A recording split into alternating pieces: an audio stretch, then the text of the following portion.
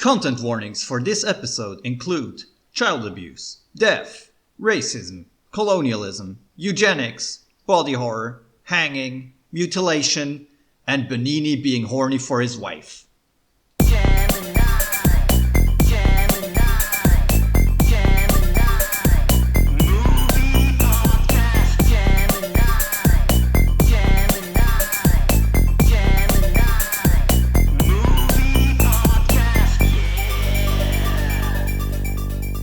Welcome everyone for everyone's favorite podcast about Gemini movies. We're not talking about Gemini movies today, we're talking about Pinocchio Part 2.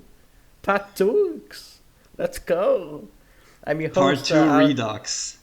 I'm your host, Alice full of water, and my co-host. I'm the ghost of too many Pinocchios. Wow, I've come to haunt you. Well, it's my favorite ghost from A Christmas Carol. Pinocchio ghost. The one that talks about Pinocchio movies for like an hour. Yeah. It's always a weird part of that story. So we talked about the book in the first part, and this part talking about the various adaptations around the world, the Pinocchio, at least the ones we saw, that focus on a couple of countries, because Pinocchio, like any classical literature adaptation, has had various adaptations around the world, in its home country and out of the world, and we're just going to talk about them. A lot of them are very interesting, and there's a lot of very interesting adaptation sciences. So let's go.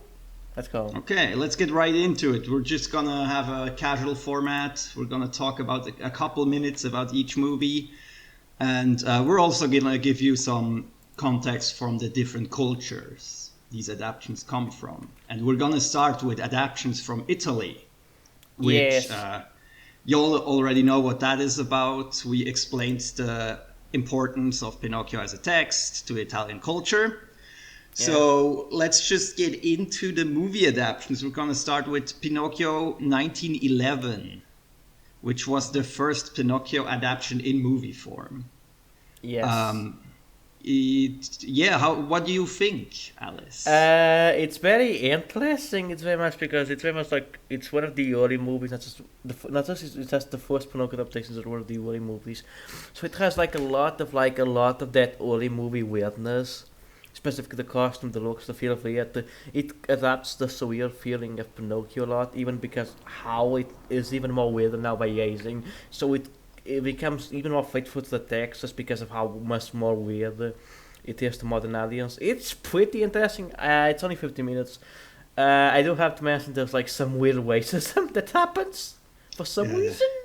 The Canadian troops fight some natives. First Nations people for some reason. Pinocchio gets sent to Canada. So that happens. I don't know. Besides that, it's mostly a very fun, interesting little movie. It has a lot of like interesting weirdness to it.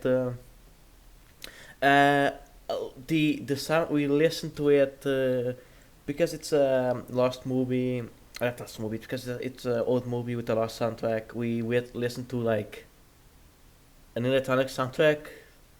Yeah, that was released like in a re-release of the movie in like 2015 or something. Yeah. It's pretty nice. It's kind of like ambient techno or something. Yeah, I have similar feelings. It's very interesting. It's often very creepy with like if you ever seen pictures of old Halloween costumes, it kind of has that vibe going for it sometimes. Yeah. Also, great effect work for the time. There's some really amazing stage stuff happening. With some I guess almost animation stuff. It's besides the racism, I would like mostly recommend it. It's an interesting time. It's only 50 minutes. If you like old movies, like very old movies, if you like weird movies, I would like recommend you. It's only 50 minutes. It's pretty interesting. Specifically if you're like into silent movies. Yeah. Okay. No, I think that's everything. Next there is the 1971 Italian animated Pinocchio. This is the first Pinocchio adaptation in animation for me today. It's it was made by a team of like five or four small like five or six people from the 50s to the 70s. It's very interesting. It adapts it tries to adapt basically everything with it tries to basically adapt everything from Pinocchio, like mostly everything, and the animation style is very interesting because it's very much like trying to mix like Catholic, like Italian art and like historical art with Pinocchio. So there's a lot of images on like that blending of like sort of stuff blending of that history of like Italian art with Pinocchio, and for like a bit, it felt like for a low budget movie made by like five people in the 70s for like an animated one, it looks pretty decent. Like the Pinocchio design is very like traditional, fits the book. There's a lot of stuff. I think it's pretty interesting if you like old animation stuff like that. I think I would highly recommend it. It has like a lot of passion put into it, and even it sells like how it adapts, tries to adapt. It tries to adapt like mostly all Pinocchio by not animating some patterns, just like having an narrator reading. This happened to Pinocchio. This happened to Pinocchio. So there's some flaws in that, but I think it's a very interesting little thing. Yeah, it's all right. Yeah. It's mostly notable for me for having like the creepy fisherman, which rarely shows up in these adaptations. Yeah, it's like one or two adaptations, like with the creepy fisherman, like guy.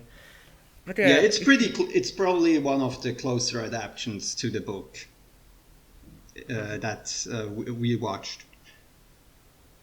And yeah, yeah, the look is very 70s animation, so if you're into that, definitely check it out.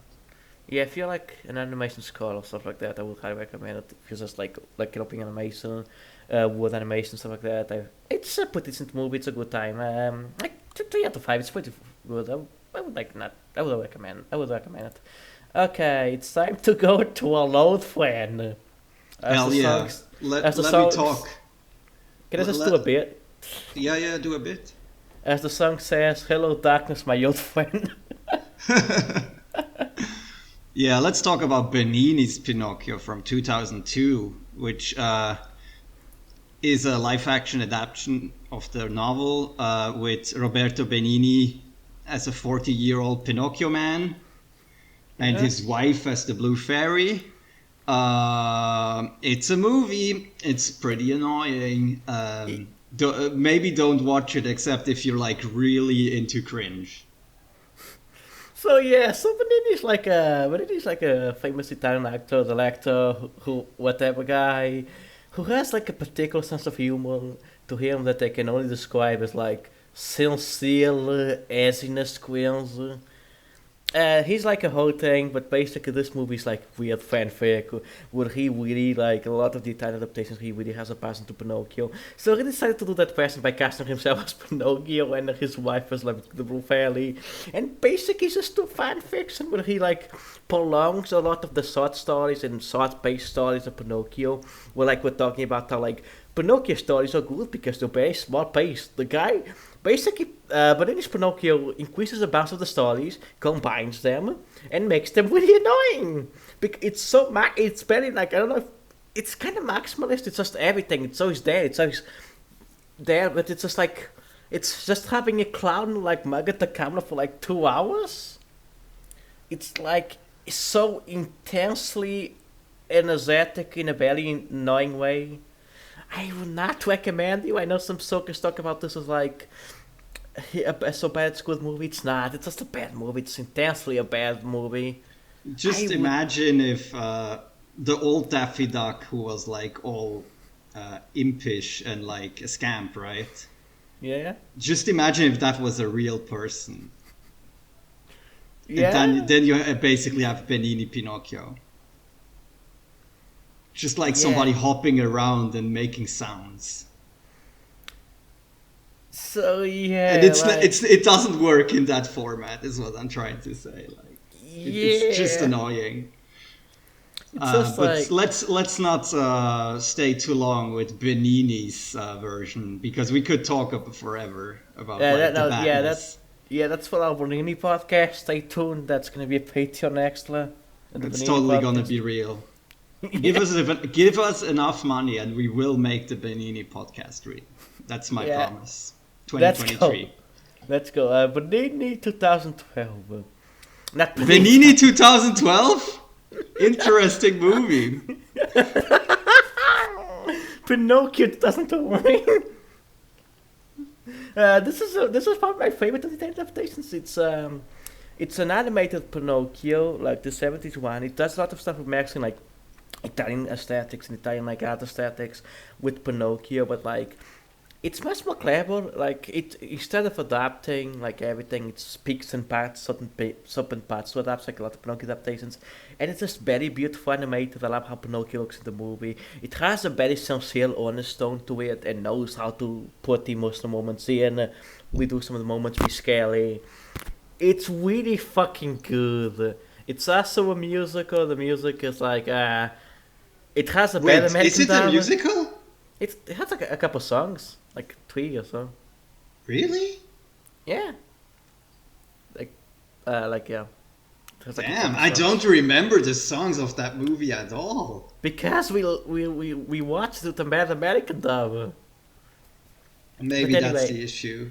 but yeah, the dub for it is bad. It's a Bad American dub. But besides that, the animation is fantastic. The use of statics, even framing, is fantastic. It has such a fucking good look, use of animation. It's really knows how to adapt and pick. It knows really what Pinocchio is called. The ending to it is very emotional. It's very much somebody's love letter to Pinocchio in the best ways. I would highly recommend this. I think it's fantastic. Yeah, I fully agree. This is like the Italian adaptation I like the most. Has a very beautiful look, very painterly with the backgrounds and everything. So yeah, definitely this one has the seal of recommendation from me. Yeah, this is a Gemini Twin Movies recommendation. Really good movie. So yeah, Pinocchio 2019. This is like the, I guess, yeah, American Hollywood prestige version of a Pinocchio adaptation. Still keeps very close to like the Italian source material, but also like from the look and the way it's executed, it's like very trying to be earnest and serious, and like while it's very pretty in parts, it's also like it doesn't really have the emotional impact or the like funny parts that the book has in the Yeah, same yeah, in the same force. yeah, yeah. What do you think, Alice? It's just it feels just kind of like I can notice some like there's some interesting ways of like how the camera looks sometimes. The way it adapts the Pinocchio gets hung segment is kind of interesting. It kind of turns into the horror movie, but it feels like too like a bit soulless. Not soulless, but it feels trying to be too much like a Hollywood, like American movie, like that prestige, like aesthetics and formula that it forgets, like the surrealism, like the like just witness the Pinocchio in favor of something more, I guess, some so-called realistic. I will have to say, like Benigni as a Geppetto works really fucking good in it. It's like Yeah, that's actually like very surprising that like Benini actually is a better Geppetto. because He he's not, really cares about the role. yeah, because he's not in his own movie with his wife. Anyway, He's not being horny at his wife in this that's a one. Northern boy. As a wooden boy, simping for his blue fairy wife. Okay. Yeah, These are all the Italian Pinocchios.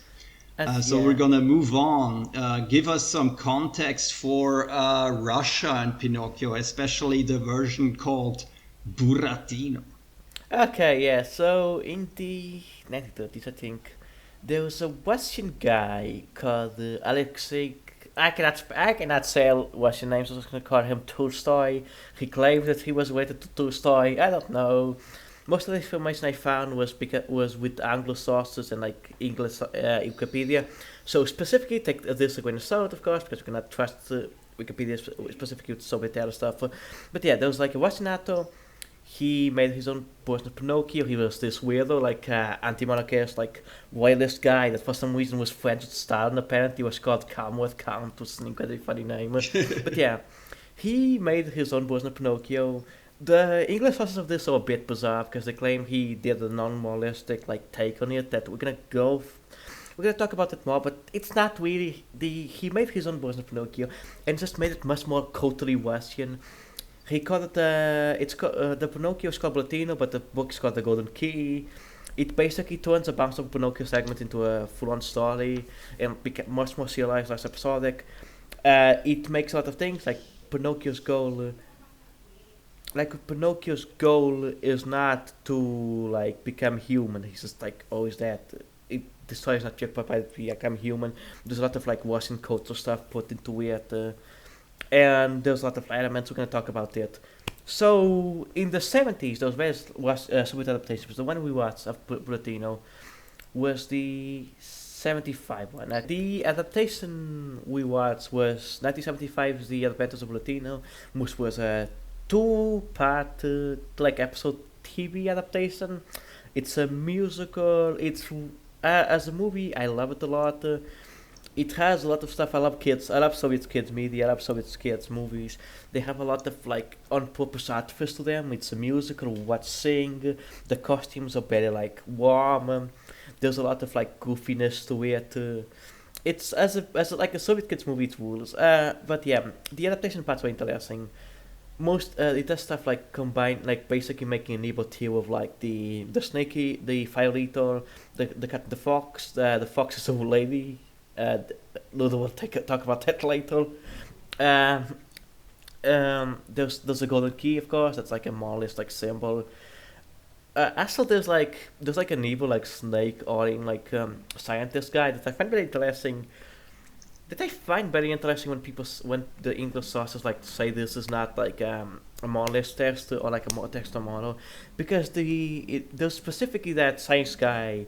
They made the blue fairy the lady of the swamp. Am I correct, Ludo? Swamp. Yeah, she's like a swamp turtle. And and there's a whole segment with the snake oil science guy just making fun of the folk beliefs, which is very clear stuff about basically they're bringing more new science ideas that are still gifts to what's here, with the lady of the swamp represents the old beliefs. And then you have the singing frogs. There's a thing. Them singing frogs are very funny. But yeah, it's a very fun movie. It's a very fun kids movie. There's a lot of fantasy put into it, and I like it a lot. Yeah, this is one of my favorites for sure. Mostly because of gender swapped fox lady, but this is not the only part. Of course, you can simp for the fox lady, which I will. But there's so much more going on in this movie. There's hilarious frogs singing, which the energy of that is just amazing. There's a chase scene in the woods that involves a really long beard that just is out of control. It's just throughout a very enjoyable movie, and like Alice said, it's actually pretty moralistic. It just has other morals than Pinocchio. Very obviously the scientist doctor guy being a bad scam artist, and the fire eater trying to take advantage of Pinocchio, and Pinocchio then receiving wisdom in form of the golden key, which the others seek. So there's a lot of morals there that you can unpack if you go into the novel itself, probably. So yeah, I recommend this one. Yeah, I also recommend it. So next go to Pinocchio, A True Story, 2021. Okay. Yeah. And it's 2021 because this movie got a very limited release that year in Saudi Arabia and some other regions. But it only came out on streaming and in the West in 2022. But we're not gonna use it for our big next episode, mostly because there's just not much to say, and also because it's not officially released this year. Yeah. This is the one where Pinocchio gets shot. If you saw the Twitter clip, you know what this one is all about. It's basically a tangled, frozen version of Pinocchio, and he has a horse. That's it. It's trying to be funny. It's a true story, Ludo. It's also a true story according to the title. especially the talking horse that was like transformed from another creature, if I remember. Yeah, yeah. So, quick thing context. Since because American culturalism is a thing that dominates all of us, because there was this trend of like being I don't know being like CGI kids movies at the time to like basically cast in on like Frozen and stuff and Frozen, Tangled, a lot of those CGI Disney movies, specifically from those budget studios. I want to say like with any bad parts or like any bad media, it's very much you can tell that the people making it had a lot of passion, and this has some very unfortunate context of it's a Russian production and came out like 1 day after the Russian like invasion of Ukraine. So like that's that. But yeah, I do feel for the team that making this, but this is just a bad movie. It's very much like it's just trying to be a very much like very poor like saw the like like taken Pinocchio like there's a Frozen clone. The songs are bad, the animation's bad. There was for some reason a scene that's like a Matrix safe scene. It just filled a lot of minor bizarre elements, but a lot of it is just kind of boring. Honesty. Wasn't it like a Matrix straight up reference in 2021? That's what the kids. It's what the Russian kids like, Ludo. They like Look, the Matrix. the freshest thing because Shrek did it 20 years ago. Like I was saying, the horse is like a weird donkey, weird part for some reason. It's just a very salty movie, not that interesting, besides a couple moments, honestly. It's just mostly a boring Frozen clone. We don't even. Don't watch this. We do not even watch the meme dub because there's no English stuff. There's like a UK dub of this that doesn't have polysol. That's just very mediocre. But yeah, don't watch it. It's not good. It's not even that interesting. Okay, so next we're gonna go to Japan, and Alice is gonna give us some context through the medium that is Astro Boy. Yeah. So if you're bigly into anime manga and know stuff more than just the surface stuff, you're probably familiar with like Osamu Tezuka, basically also like the Walt Disney of manga, though the title is disputed for a variety of reasons. He was not the first creator of manga, but was like one of the most influential of what manga is now. This comes in the context of like after the American occupation of Japan after World War II, there's a lot of American media imported, and specifically like a lot of stuff. One of those things with Disney movies, including Disney's Pinocchio, but also there was the element of Tezuka was inspired by like classical fairy tales and stuff. He actually made like during that like a Pinocchio, like a bootleg Pinocchio manga that was part of like a scene of like just making bootleg manga that of like literal classics. And he made one that's like Pinocchio with the Disney style, like the Disney style quicker than Pinocchio, but with like much more faithful to the book. And Pinocchio was always an influence like fairy tales. So he made Astro Boy, was is a very much important thing. If I think it might be the first anime, like the one very one ones are. So Astro Boy very much takes the element of like there's like a side, and the elements of like humanity and stuff like that, but takes it in an element of like combining that with robots. I think we talked about this in the first podcast, but there's like actual stuff like Pinocchio's like a robot as America's like how Pinocchio evolves, there's stuff like that.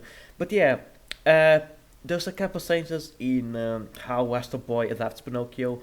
The most clear homage is the first villain of Astro Boy is like an evil circus leader that's very much clearly an influence of the Fire Leader. And but there's a thing that Astro Boy does that I'm pretty sure that all references in his movie that I'm gonna bring up that in the main podcast because it's a spoiler. And I think it's the most interesting things. But yeah, Astro Boy has a lot of Pinocchio influences, but it's always less about like Astro as like or like Atom in the other's the name.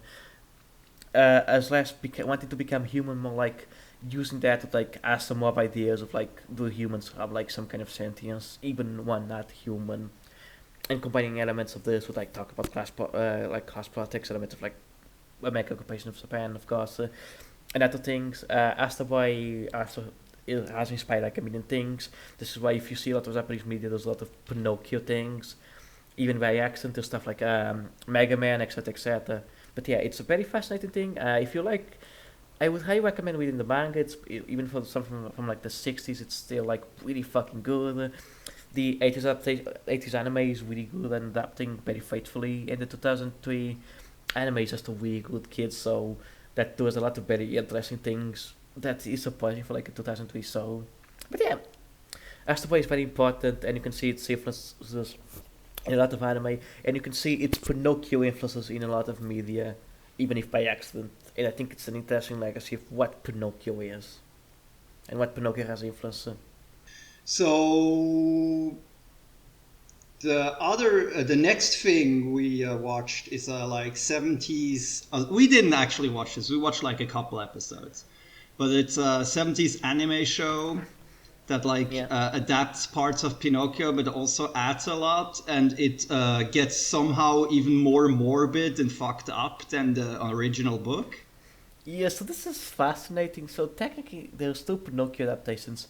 We did not watch the other one. The other one, from what I've seen, is much more softer. Yeah, so the writer is known for having this like tone. The shows he did. He did like shows like Gatchaman, like Bolt stuff like that. Very much like stuff that's like kids with the nails to like actual like military sci-fi.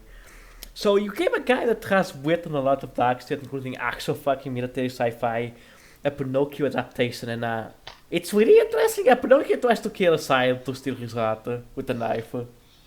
The son is just as a son. Yeah, he gets tricked into thinking he can become a real boy by ripping the heart out of a kid. Yeah. So and that's just one episode. Like this show goes non-stop on this kind of stuff. It's really interesting because it plays with elements of Pinocchio. From what I've seen within the Wikipedia plays, it plays with a lot of like faithful Pinocchio elements, and then just goes into their own weird things. It's fascinating to see when Pinocchio gets bullied, and there's just like you see like the laughing faces of the kids bullying Pinocchio. They rip him apart. They like take him apart. It's fascinating. If you like a kid social psychedelic, I would recommend it just because it's bizarre at the 70s, to be honest. There were parts in this that were so dark we thought that it had invented them, but then we found out they were actually the novel, like the Blue Fairy's Grave, because this is the only adaptation that like adapts some of the most fucked up parts of the books that almost every adaptation ignores. That's in the ending song, so there's like a part in the ending song where Pinocchio just weeps over the Blue Fairy's death. Yeah. Just let it go into that. So this is interesting. Check it out if you're into like weird 70s kids media. That's a bit extreme. Yeah. Let's go. Pinocchio. It's your turn. 90s. 964. Okay, so this is a quick. How I would describe this? This is easy but honest cyberpunk take on Pinocchio by a guy that worked with the guy and inspired the guy that did Tarzan, the Iron Man. It's a bit like if people listening to this ever seen like a lot of like Japanese like cyberpunk and all that stuff, you know what the tone is. But also it's kind of like it's interesting because it's like it knows it's sassy. Where like Pinocchio is basically like a sex robot, but it's like weirdly honest. There's a lot of like honest romance scenes. There's a lot of stuff like there's a scene. There's like a bunch of jokes, but also there's like a scene where like Pinocchio runs very fast like Sonic, and there's just very much obvious like just swap like camera to a car where they're very fast on like a Japanese highway, and it's really interesting just gonzo filmmaking in a way that I found that very much everyone's having a good time making it. What if Pinocchio was Tetsuo the Iron Man and also a mind-wide sex android? Yeah. If this is what you want, this is what you get. That's it basically becomes Toku by the end. At the end there's like legit like Toku monsters and shit. It's really fascinating. I would highly recommend it. Like I said, it's very easy, but in an honest way that like kind of sends off the airs. Because there's so much other stuff going on, and like there's genuinely very interesting. Tree of Palm, 2002. Now this one's amazing, and you should check it out. It's all the first 2/3 are almost like a hero's journey thing with Pinocchio in like a Mobius desert world. Yeah. and at the end it becomes like a reversal of the Pinocchio story, where instead of a human he becomes a tree. So if that sounds interesting, definitely check this one out. Looks amazing and is very interesting. So I've been meaning to watch this for forever. It's directed by a guy called, I think, Nakamura. His name might be wrong, but he was one of the foreign animation directors of Akira, one of the famous foreign animation directors, and he's like somebody that like has worked at Ghibli. And it also has like a specific. It's basically like an insider guy in the industry, like one of those. If you know an anime guy, if you have a favorite anime guy, he probably they're probably a fan of this guy. He has like a very like old school like cartoon like animated animation look to his works, and that I find interesting. But the movie is very interesting how it like combines classical elements of Pinocchio like the Blue Fairy like Geppetto, and combines it into this like even some Astro Boy elements, but combines into like this not steampunk but like kind of like fantasy robot desert world, and introduce these elements into some stuff about environmentalism, even some vaguely anti-capitalist elements, and then basically combines that into a resurrection of Pinocchio. It's very clearly a honest Pinocchio adaptation, not actually resurrecting Pinocchio thematic wise. If instead of becoming a human, it's kind of rejecting individuality by him becoming what? By him becoming a tree, by him becoming collectivism. It's fascinating. I really highly recommend it. The animation looks fantastic also. Yeah, great movie. Probably But, my favorite Japanese Pinocchio adaptation I watched. uh, movie, Gemini movies recommendation, good movie. Yeah.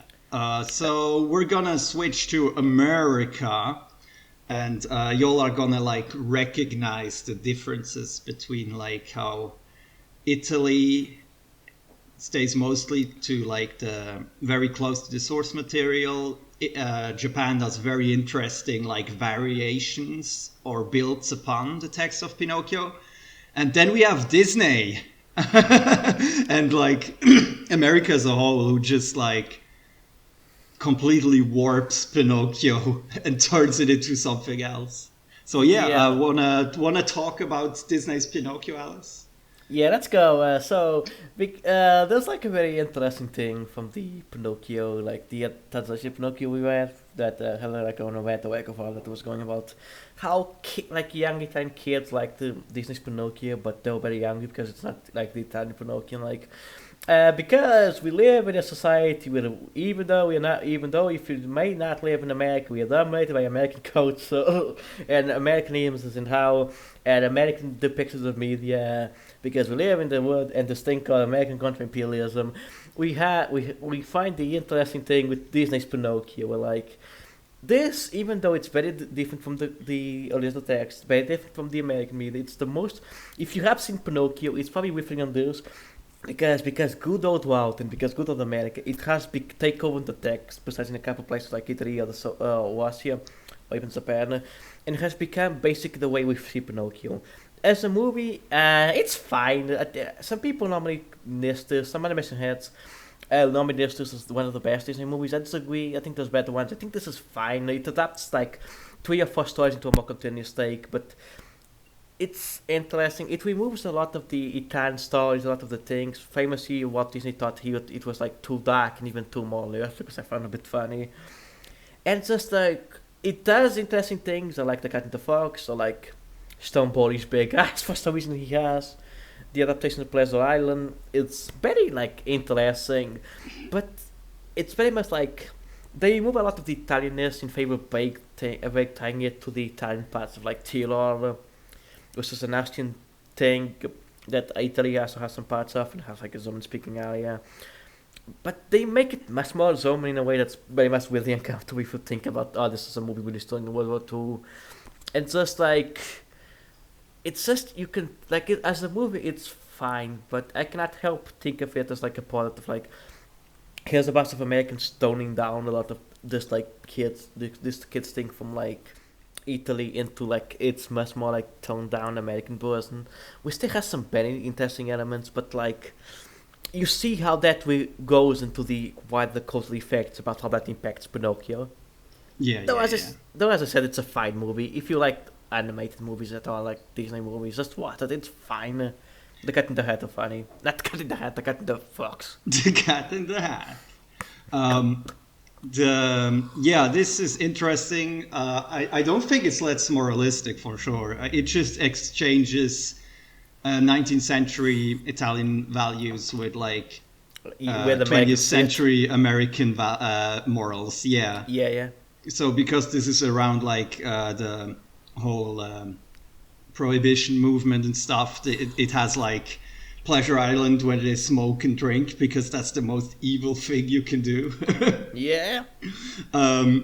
And yeah, it changes around some stuff in a way that definitely removes it from the original text. I think this was the first version I ever saw.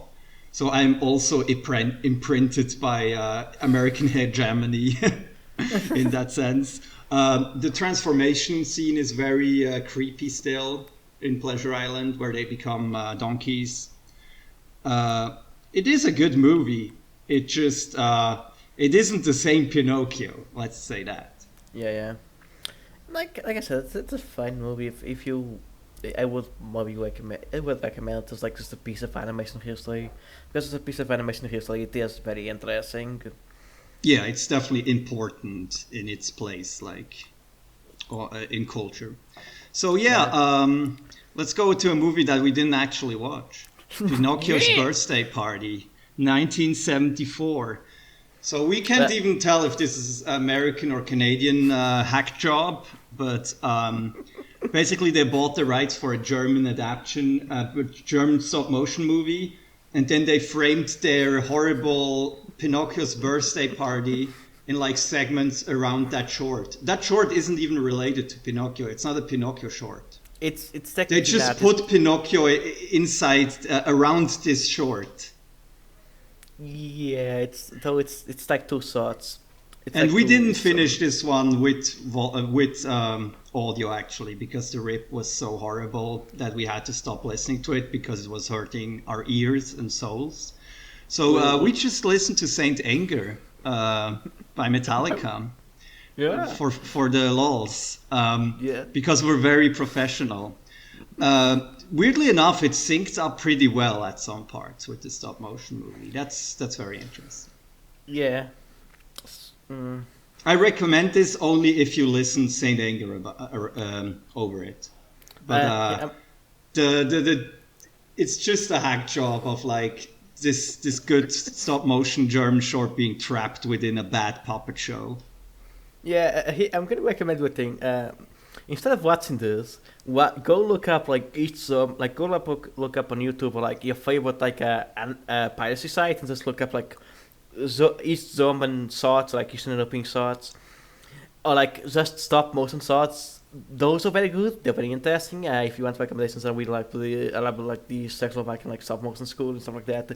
Go watch that. Go watch some stop motion. Don't watch this. This is horrible. This is fucking horrible. It's just like some guy thought he was casting on Pinocchio like fairy tales by just buying some German shots, putting it with some bad like stuff with like some bad acting and stuff like that. And ta-da! It's horrible. I would not recommend it. Yeah. Yeah, tell us about Pinocchio's Revenge, 1986. So Pinocchio's Revenge is not actually about Pinocchio. It's a movie in the horror subgenre of like evil puppet movies. We were like basically just evil puppet or like evil botanical stars movies. It's about there's somebody there's like that thinks like there's like a evil puppet. I think is the puppet called Pinocchio? No, I think it's not even called Pinocchio. Basically, there's a person thinks this evil puppet's killing people. It's like a psychological thriller, but like, is this puppet actually killing somebody, or like, just this person's mind? It's actually happening, or what's happening? Yeah. It's pretty early for the genre, like of. Was it all in their head type of movies? And it has some weird dynamics. It is interesting in a way. It's just, it has nothing to do with Pinocchio, actually. It's just called Pinocchio's Revenge for marketing. As the puppet is very funny looking. The puppet isn't really that creepy. It's just weird. They got the most salty looking puppet one. It's amazing. But yeah, as a horror psychological thriller, I think it's interesting. It's very much like a TV movie. I think it's a TV movie. It has the look of a Law and Order episode, but if you like psychological horror, those type of stories, like I do like stuff that deals with, like we are like, is this thing real or just like brain stuff, or like reality overlapping. It's as one of those. It's decent. Like, if you like psychological horror, I would recommend it. It's just not the Pinocchio movie. Yeah. The next one is a Pinocchio movie, though. Pinocchio and the Emperor of the Night, 1987. This movie is genius. If you're Ayn Rand and you want to watch a Pinocchio movie, this is the one for you. If you ever wanted to hear Pinocchio explain the virtues of pulling yourself up by your own bootstraps because of making better decisions will save everything, okay? It's up to you, individualism. The movie is also just a fever dream because Pinocchio like goes on a boat to fight Satan at the end. Yeah, the so-called Emperor of the Night, who just looks like the devil, and he beats him by making good choices. It's very weird. So next time, this is a Pinocchio. This is meant to be this. So this is by Flynn Mason, who's one of the like whip-off like making out of like cheap 80s American animation studios that sprung up of like Hanna-Barbera and stuff. They in the 80s made this thing as like a casting on Disney's Pinocchio that they got sued by Disney, even and Disney lost the lawsuit. And it's basically meant to be a sequel to the Disney's Pinocchio, but in reality it's just kind of feeble dream of like Pinocchio fights Satan, meets a girlfriend, and it's very like I was talking about how Disney's Pinocchio is like this thing of American imperialism and stuff, but like Pinocchio and the Emperor of the Night somehow is the most American Pinocchio we've seen. There's just, I don't know why, but there's just like moments of just Pinocchio talking about individual stories and like liberty, and I'm like, I feel like I'm genuinely at points watching like a Iron Man propaganda thing made for kids, with such the fever dream elements of just Pinocchio just fighting Satan. Pinocchio goes too bad and meets like a girl, like a Pinocchio girl thing that only shows up for 3 minutes, but for some reason it's put as Pinocchio's like love interest. It's bizarre. Like, if you like bad movies, like bad obscure animation, I would highly recommend checking this out because it's just like Luda said, it's a fever dream. It's really a bizarre movie that exists. So yeah. That's that. Do you want to tell us about the next one? There's an anti-adoption song. Yeah, what's the movie? Geppetto 2000. Yeah, I just call it Geppetto 2000 from now on because that sounds funny. So yeah, this movie is meant to be. So this movie is meant to be like it's a musical with two characters, Geppetto. We are meant to see Geppetto's side of the story. The movie is whatever, but we're just gonna focus on the part where. So there's a Beerless, Pinocchio stumbles, not Pinocchio, Geppetto stumbles across the Beerless. There's a guy with a machine that makes kids, and there's a song about it. And Ludo, please just talk about this, please. I need. So in this song, the guy who has the machine just configures the machine to plop out different children, and I think this is bad. Like the movie is making us think that this is bad, like that the machine can make children, and because this is such a weird, confusing concept that like has nothing to do with Pinocchio, we have to like examine it and then find out that like it could be like 3 different things. Like, this is either like a eugenics machine because you can like change the color of skin or the color of the eyes of your child. This could be an anti-adoption thing because like you get children from a source that is not your own, or this could be about artificial insemination, basically a machine producing a child. But all of this is evil, but it's not clear what of these things it is. So it's just a very bad song and very bad idea. Yeah. It's amazing. Like it comes out of nowhere and it never gets mentioned again. It's just somebody thought this was a good idea, and it's a Disney movie. It's so Disney thought like, yeah, we need this weird song that's like about how having children that are not your own is bad. Also, here's the other. This is interesting. For a story that's about Geppetto's side of the story, it's just like it's mostly just them adapting various parts of Pinocchio with Geppetto more focused. Like, And but Geppetto kind of having like a romance with the blue fairy. there's also like a teaser woman that shows up for like one moment and has like a brief romance. I'm like, just disappears. Like, It's a bizarre movie. It's not really worth your time. Like the songs are bad and the So- acting is serviceable at best. just go look up the side machine song. Yeah, you should check that out. It's truly something to behold. So next we're gonna come to one of our favorites, AI from 2001, the Steven Spielberg movie that people talked shit about for years, even though it's really good. It's a fantastic. This movie. is an incredible reimagining of the Pinocchio myth. It's very sad, it's very heartfelt, and it's very thought-provoking still, even nowadays. Like, this movie has aged like a fine wine when it comes to like the questions it ponders and like the way it adapts Pinocchio. I guess Yeah, there's some parallels to like Astro Boy in how it like evolves the ideas. Yeah, it's interesting. It plays with a lot of stuff to the point that it's kind of one of the most unique Hollywood movies. Because you have the sincerity, like the very honest sincerity of like Steven Spielberg combined with like there's this kind of weird bizarreness of like Kubrick. So you have this thing that can be like so you can have this thing that's in like it's not a kids movie, but like there's part of it that's like a kids movie story combined with the psychological thriller, combined with satire, combined with humor, and it just becomes this very unique thing. That is kind of unique to Hollywood, and just like it's a fantastic movie. It's very emotional, very dark, sometimes very funny. It's long, but in a way that feels very much like what it's based. It's a good fucking movie. Watch it. We could like, it's literally on the twin Gemini lists alongside another movie. So if we're ever gonna cover, we're just gonna do a full episode about it because it's fantastic. It's great. Yeah, there's so much to talk about this movie. It's basically is over the limit of what we can actually do in this short summary. So definitely thing. check it out, and we might talk about it at length in a future episode. Quick thing, Ludo. Did you hear the police car or whatever that was on his side? Yeah, that was the ambulance. I think it didn't pick up on my recording because my microphone is worse than yours. Okay, so yeah, highly recommend 5-star recommendation from the 12 movies about AI.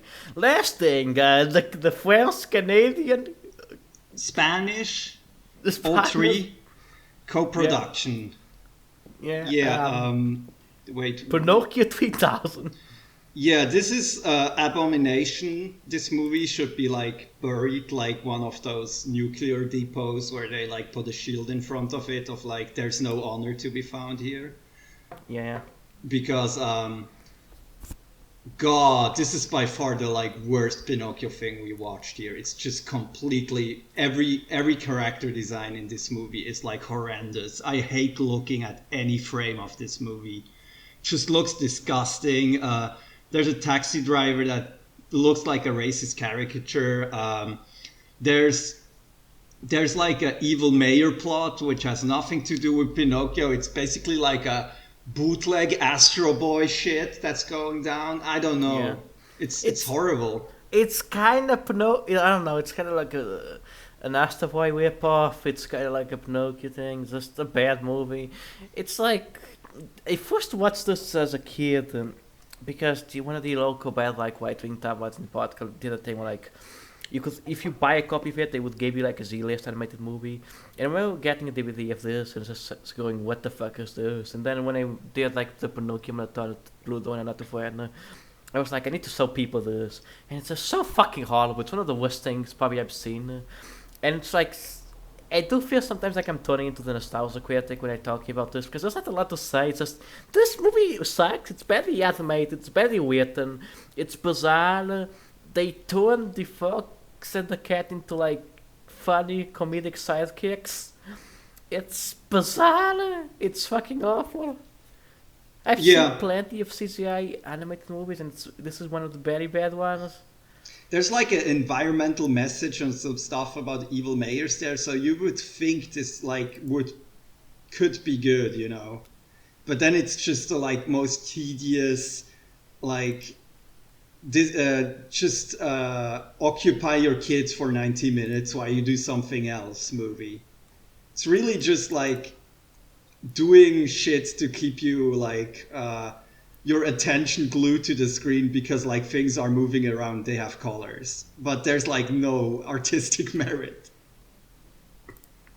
Yeah. This is what I think people who don't watch animation think like animation is like, because they think it's like all just for children. Yeah. We stopped on the like worst possible note, so we can like lift you up next episode when only one of the movies is gonna suck ass.